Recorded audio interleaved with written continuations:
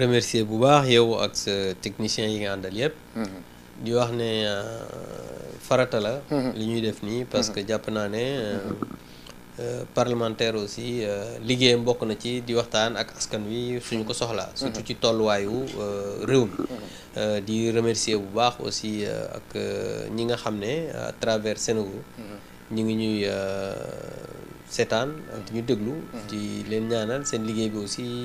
mu gën a am vraiment lu ko gën a ñoŋal. voilà jërëjëf ñu lay remercier tamit ci disponibilité bi parce que man am na loo xam ne man xëy na bett na ma ci yow maanaam nit koo xam ne dafa disponible nit ko am réaction boo ko soxlawee automatiquement rek da ngay am ci moom li nga soxla dina la tontu dina wax ak yow mu uteeg nag ñu bëri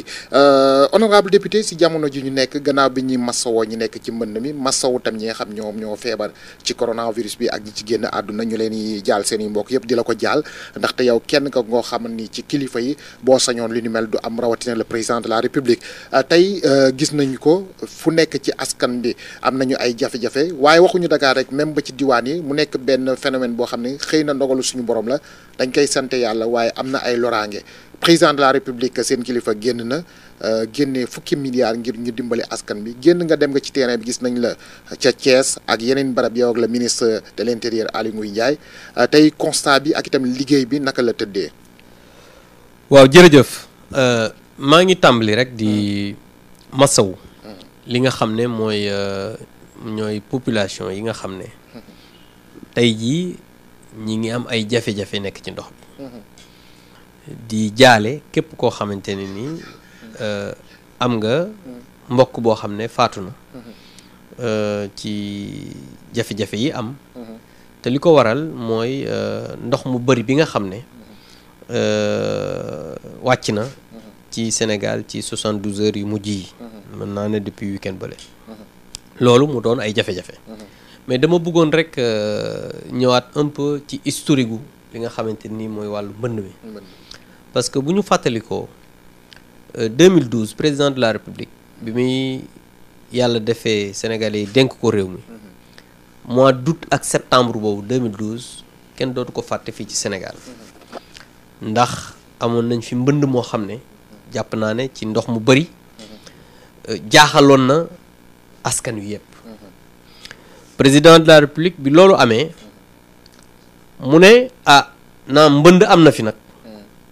jafe-jafe yi am na ñu gis ne nit ñi ngi woon doon dëkkal CICES ñu gis ne ñi ngi ne woon ci école yi ba année bi ci topp 2013 école pour mu tijji problème la woon parce que amaguñu woon fu ñu def ñi nga xamante ni ñoom ñooy population yi nga xam ne ñoo nekkoon ci CICES ak école yi donc jafe-jafe yooyu yëpp ñu koy fàttaliku donc mu doonoon ay jafe-jafe yu mag léegi président de la république dëgg la daal déclenché woon plan Orsec ñu ngi koy fàttaliku le ministre de l'intérieur Mbaye Ndiaye moo nekkoon le ministre de l'intérieur à l'époque coordonné le plan Orsec mu am une organisation des secours boo xamante ne ni jamono jooju 5 milliards lañ defoon ci plan Orsec bi donc mu doonoon loo xamante ni président de la république waxoon na ñu def organisation des secours plan Orsec mais ku ne xam na ne organisation des secours plan Orsec dafa doon loo xam ne lu jàmp la pour pomper ndox mi indi ay saafara jàppale nit ñi affaire immédiat la président de la république booba daat ne maintenant nag il faut que ñu def li nga xamante ni moom mooy solution durable maanaam loo xam ne dafay jeexal mbënd mi dëgg la mbënd mi buñ ne dañ koy jeexal loolu ci waxin lay doon mais ku ne xam na ne ndox moom feek mi ngi am ay jafe-jafe mënut a ñàkk parce que adduna bi yëpp liggéey buy continuer la président nag daal ne nañ def benn plan décennal bu plan décennal bi yaa ngi dégg ñuy wax ne 766 milliards la woon te booba ministre des finances à l'époque Amadou Ba moom moo jiite woon li nga xamante ni mooy ndaje ba ñu defoon King Fahd Palace ak les partenaires techniques et financiers ñu toog waxtaan saytu xool la nga xamante ne ni jàpp nañ ne suñu ko defee mbënd moom mën naa ne dina bàyyeekoo jafeetu muy am Sénégal. ci programme boobu dafa mel ni ki 3 pàcc la woon ñetti pàcc la xam nga programme bi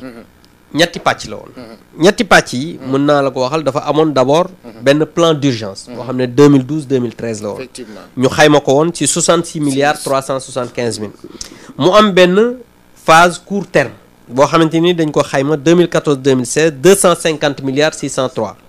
mu am benn plan moyen et long terme bu 2017 2022 ñu xayma ko ci 450 milliards mooy li gën a bëri te gis nañ ne plan bu ci nekk ci ñetti pàcc yooyu dafay am aménagement du territoire am li nga xamante ni moom la ñuy wax restructuration urbaine et relogement te gis nga ne day am aussi gestion des eaux fluviales te boo seetloo restructuration ak relogement moom mooy jël tout le temps li nga xamante ni mooy ëpp ci koppar yi beneen mbir bi mooy gis nga ne 450 milliards la moom mooy pratiquement dernière phase bi te boobu dañ ne 2017 2022 donc ce qui veut dire que su ma déggee nit ñi di wax naan nañu auditer nañu balaa ngay auditer mbir day jeex balaa ngaa def bilan dafay jeex mais président de la république ci boppam avant même mbënd bi di am dégg nga ci conseil des ministres mu ne bëgg na ñu defal ko plan détaillé bu exécution d'état maanaam fi ñu toll. muy ci phase yi ñu jot a. phase yi ñu jot a def donc loolu. je pense que moo tax nit ñi. il ne faut pas li tubaab di wax danser plus vite que la musique. parce que nit ñu bari yaa ngi dégg ñuy wax 766 milliards c'est comme si jël nañ 766 milliards yi dépensé ko. alors que mais tey honorable doguma la. honorable tey li ñu tojee li nga xam moom mooy ñetti phase yooyu noonu. man loolu xam naa ko muy ñetti phase yi nga xam ne ak montant budget bi ci dugg yëpp xam naa ko au total. mais tey est-ce que wàllu askan bi ñeneen ñi nga xam ne dañu bokk ci askan bi ami tamit kàddu wala boog bëgg a xam waruñu mën a xam comme tey nii niñ ko détaillé xam nga fi mu nekk nii leer na. waaw mais bilan boobu noonu la ñuy laaj comme président ni mu ko laajee. beneen mbir bi. mooy xam nga. comme ni ma la ko waxee am na toute la presse gis nga ñu bind def plan détaillé xanaa xamoo même ci 766 milliards yi budget 2021 ak 2022 am na 144 milliards yoo xamante ni prévoir nañ ko ci te plus précisément budget 2021 dañ ci prévoir 75 milliards 684 mille 243 mille 765 francs budget 2022 ñu prévoir ci 69 milliards 084 mille millions 243 mille xam nga loolu ci budget 2021 2022 ñëwagul muy 144 milliards ce qui veut dire que 740 milliards yi du lépp la ñu dépensé te exécution yi dafa ci am yoo xamante ni doo yegg à 100%. ay prévisions donc booy def non seulement ay prévisions la mais aussi boo paree da ngay def benn bilan d'étape ñu ne tey def nañ lii ba pare nag exécution boo xam ne dañ ne plan décennal mais dañuy bàyyi ba ñu egg ci fukki at yi ñu doog a xool exactement est-ce que li nga xamante ni moom la ñu waxoon sàmmoon te ñoom moom waaw wala déet beneen mbir bi mooy ma àggale mooy xam nga le ministre de l'intérieur wax na ko démb mu ne malheureusement assainissement moom dafa liggéey bu ingrat la parce que dañuy suul mais boo xoolee tey jii à Dakar Philippe Maguilène Senghor suñu waxantee dëgg foofu bu musaana taa xur la mais bu musaana taw tuuti rek xiin rek day fees del tey gis nga ne amatul problème boo daan dem tey jii Ouest Foire ginnaaw Elton beeg yooyu bu musaana taw kenn du fa jaar gis nañ problème yi au niveau de la banlieue am na partie yoo xamante ne nii dafa amoon de grande précipitation bu ko amoon da ngay gis ay problème par rapport à l'eau maintenant fi nga xamante ne nii moom mooy tey jii ñi gën a sonn ci mbënn bi bu ren ji boo seetloo Kër Massar la mooy parcelle yi nekk foofu plan jaxaay yeeg yooyu pourquoi parce que dañoo ñëwoon fekk fa benn dëgg la partie bu am suuf bu musaan taw day dem mais nit ñi bu ñu ñëwee dëkk te amul benn plan boo xamante ni nii tax na ñu d'urbanisme boo xamante ni nii dañu koy yokk nit ñi bu ñu amee tabaxaay boo xamante ni nii amul yenn assainissement yi mais mën na am problème bu tawee te loolu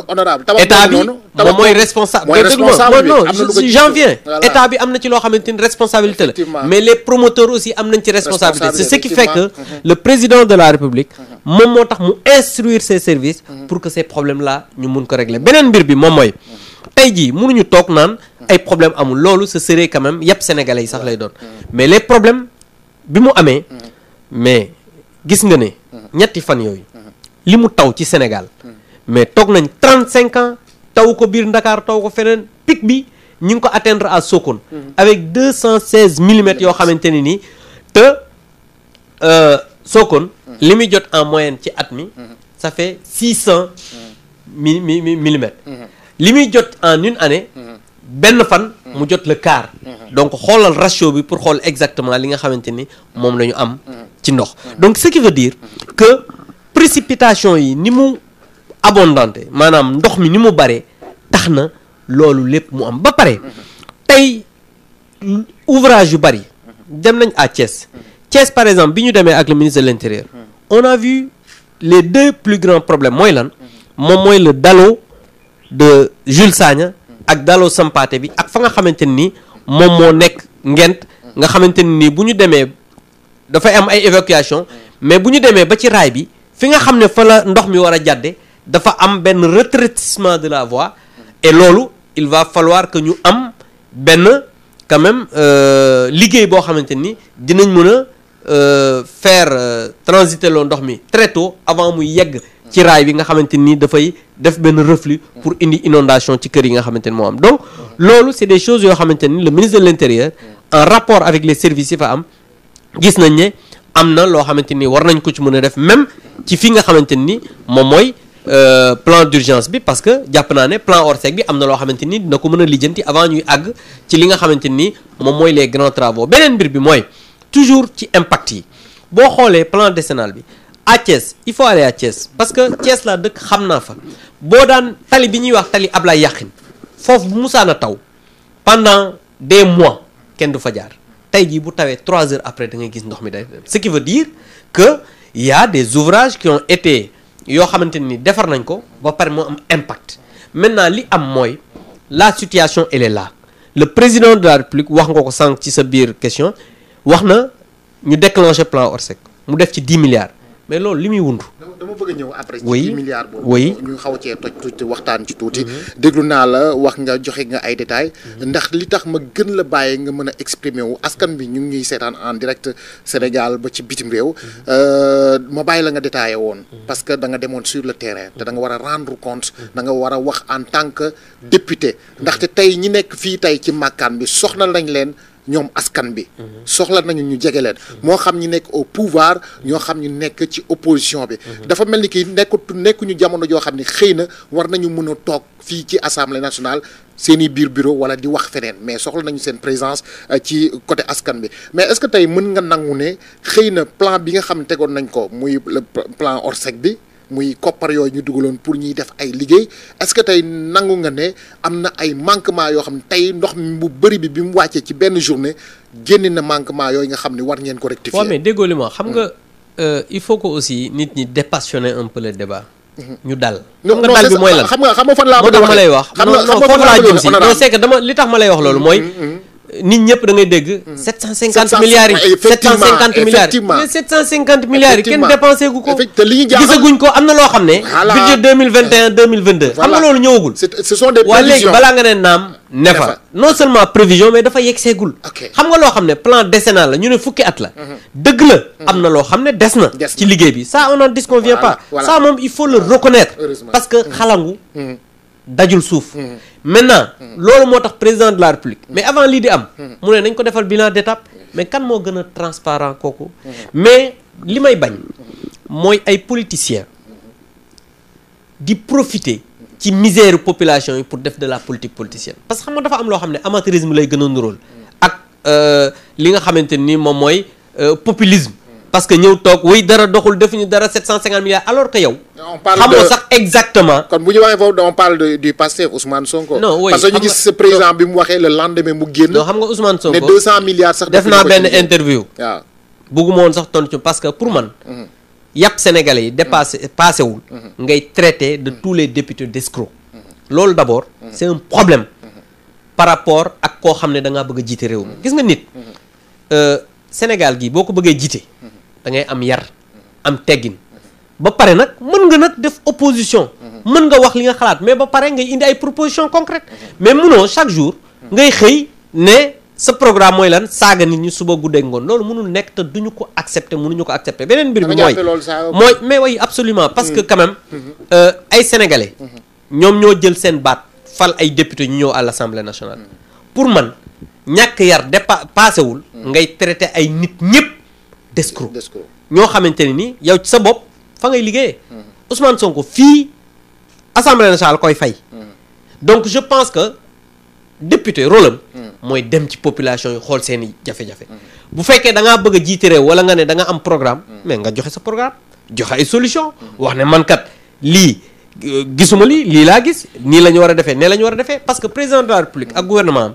ñoom dañu nekk dans l'action xam nga mooy lan mooy am sa programme ne lii laay doxal dëgg la am na loo xam ne des na ci mais ñun kat dinañu def nangam ak nangam ñun ci loolu la ñu nekk moo tax tey jii fépp foo xamante ni am na ouvrage boo xam ne def nañ ko fa par rapport à l'assainissement da ngay sentir ne fii am na liggéey bu fi am parce que nag dëgg la jafe-jafe am na nit ñi ngi ci ndox mi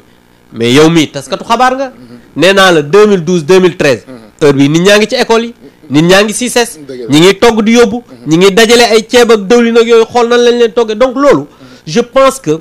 c'est un mauvais souvenir boo xamante ni bëgguñu yegg si waat ci maintenant nag précipitation yi nga xamante ni moo am parce que aussi le président a dit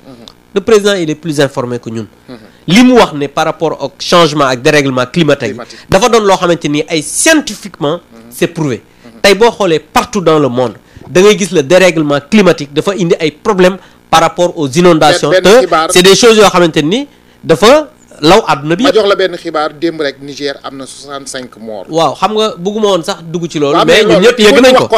am na yoo xam ne gis nga Màkka la fa xew gis nga des fois ay pays yoo xamante ni ñoo gën a am comme Sénégal gis nga ay problèmes yu ñu am donc Sénégal bu fekkee am na problème yi je pense que li gën a am solo moom mooy nit ñi dal ba pare wut ay solution ba pare xool exactement est-ce que président de la République ak son gouvernement la nga xamante ni digoon nañ ko askan wi ñu ngi koy def waaw wala déet parce que ba léegi doo gis ñu naan non daan ñun dañ lay jox ay résultats ne la kat Philippe Maguilène Senghor boo fa demee lii la amoon amatu fa boo demee Ouest Foire lii la amoon amatu fa boo demee sur la VDN prolongement lii la amoon amatu fa soo demee dans la banlieue am na jamono yoo xamante ni ay bas-fonds amoon na fa mais gis nga ñu def des réseaux d'assainissement yoo xam ne yóbbu na ndox mi maintenant nag dafa am parti yoo xamante ni jusqu'à présent am na ay problèmes maintenant il y a des efforts à faire absolument il y a des efforts à faire et le président de la République c'est pas pour rien que mu déclencher le plan Orsec te plan Orsec bu ñu ko déclenché c'est pour ñu organiser secours yi pour que li nga xamante ni moom mooy pompiers yi service d'hygiène ak protection civile ak population yi y compris ñun ñi nga xam ne ay élus lañ ñu jege population mais yaakaar naa ne plan Orsec bi fukki millions yi ñu ngi wax ci 760 man bëggatuma wax ci yooyu noonu quoi léegi nañ wax ci li nga xamante ni tey moo taxaw moo jàmp askan bi ci la ñu nekk le président génne na 10 milliards dafa nekk 10 milliards bu génn la nii à effet immédiat liggéey bi war a tàmbali te liggéey bi ni mu war a tàmbalee mooy gën a dimbali askan wi ndox mi ñu ŋàcc ko mu génn wala boog ñu génne leen yóbbu leen feneen mais yóbbu leen feneen yéen a ngi ci programme boobu noonu actuellement yéen a ngi ci yite yooyu. waaw mais comme ni ma la waxee xam nga loolu moom. depuis le plan décennal la commencé mooy restructuration ak relogement. donc 10 milliards yi. président de la République bu ko waxee. maintenant le ministère des finances. dafay mobiliser les moyens. ak ki nga xam ne mooy coordonner. le plan Orsec muy le ministre de l'intérieur avec service yi nga xam ne ak ministère yi nga xam ne ñoom ñoo ko bokk ñu commencé liggéey te loolu commencé nañ ko maanaam gis nga ne 3 milliards yi aide aux sinistrés la maa ngi dégg ñu bëri naan non président dafa yaakaar ne nit ñi dañu xiif ak yooyu mais il faut nga xam ne aussi waaw loolu tamit nee nañu problème la nit Covid bi mu ñëwee ñu ne ceeb diwlin beeg vermicelle beeg sunguf meew beeg Covid am na coow Covid yoon ñuy wax Covid bi xam nga coow xam nga Covid bi mais tamit dafa mel ni que bii xaw ngeen rectifier benn affaire tamit au lieu ñuy jënd ay ceeb ak diwlin mais dañ koy joxe koppar. waaw mais parce que fii nii ay nit dañoo yàqule dëgg la waa nit soo yàqule ku yàqule télé ñu may la télé ku yàqule alal mooy jënd loolu effectivement loolu il faut que les gens le comprennent parce que situation bu nekk ak li mu laaj Covid bi dafa laajoon jamono boo xam ne nit ñi liggéeyuñu ñu am problème pour dem dépense waa ku amul dépense doo ko wutal ceeb ak dëwlin wut loo ko jox ki nga xamante ni yàq na matériel am doo ko jox alal joo xamante ni mën naa jënd pour remplacer li nga xamante ni moo am loolu moom mooy président de la République bu dara amee du jóg rek ne def nangam dafay am les informations xool xam li nga xamante ni jàpp na ne moom moo war a lijjanti problème mu def ko muy benn muy 3 milliards yu ñu génne ci côté boobu 7 milliards yi ci des mu ne nañu ko jàppalee ñi nga xamante ni ñoom ñooy dem sur le terrain muy sapeurs yi protection civile pour que ñu wut ay moto pompe ak yooyu parce que tey jii nit ñi li ñu soxla mooy ndox mi na fa jógee waaw bu fa ndox ma jógee nag après nag ñu continuer la nga xamante ni mooy liggéeyu suuf ba nga xam ne président de la République ak ay services yi nga xam ne ñoom la ko joxoon ña nga cay liggéey pour que le plan décennal non seulement ñu gën ko ñoŋal mais aussi ñu gën ko renforcer parce que nit bu fekkee ne da ngay def dara dem ba benn moment benn étape mu am loo xam ne ñëw na yokk ci mbir mi je pense que war nga xoolaat mbir mi defaat benn restructuration pour amaat beneen échéancier par rapport ak li nga xamante ni moom ngay liggéey et je pense que loolu mooy li nga xamante ni tey jii ci le président ak son gouvernement nekk et je pense que ñun ñëpp ci loolu la ñuy nekk suba. foofu leer na léegi fenn foo xamante ni bëgg naa ñu jeexal ci li nga xam moo jëm ci wàllu inondation bi président doon wax ak askan bi nga xamante ni ndox mi wàcc na mu dalal leen am li mu génne waaye itam ñenn ci askan bi dooroon nañ xaar ñaar ay bànqaas yoo xam ñoo nekk fii muy ay institution muy conseil économique et social environnemental HCCT yooyu ñu mën ko éliminer pour koppar yi fay dem ñu mën ko dimbalee askan bi.